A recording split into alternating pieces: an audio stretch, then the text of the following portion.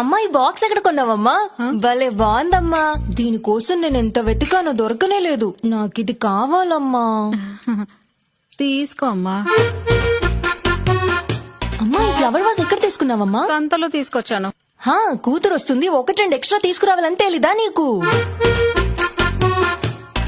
నాన్న మీ అల్లుడు గారు ఎప్పుడు మీ గురించి అడుగుతూనే ఉంటారు నాన్న. ఎందుకమ్మా? వరకట్నం మొత్తం ఇచ్చేసాం కదా. పో నాన్న, ఎప్పుడు చూడు ఇంత పెద్దిల్లు ఎందుకు నాన్న మీకు?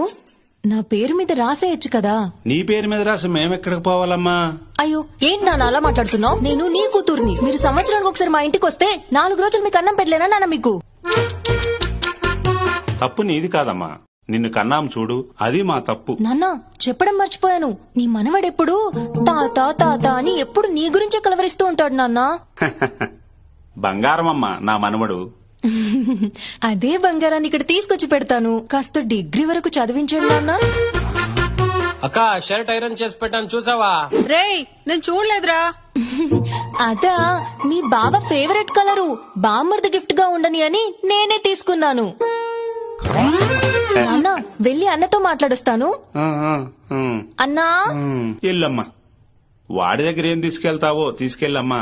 అన్నా ఓ ఎప్పుడొచ్చావమ్మా? ఈ రోజే వచ్చాను. ఇంకా బాగున్నారా? ఏం బాగుంటాడో ఏమో పాపం, ఆయన దగ్గర చేతికి పెట్టుకోవడానికి ఒక వాచ్ కూడా లేదు. అమ్మా అమ్మా అమ్మా అమ్మా నాన్న మీ ఇద్దరిని వదిలి వెళ్ళడానికి నాకు మనసు రావడం లేదు. వచ్చే వారం తొందరగా వచ్చేస్తాను. కొత్త చెప్పులు ఇప్పుడు కొన్నావమ్మా? ఇవి నావి కావే, పక్కింటి ఆవిడవి. అవునా సరే అమ్మా.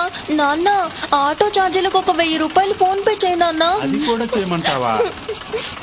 బాయ్ నాన్న. బాయ్ అమ్మా.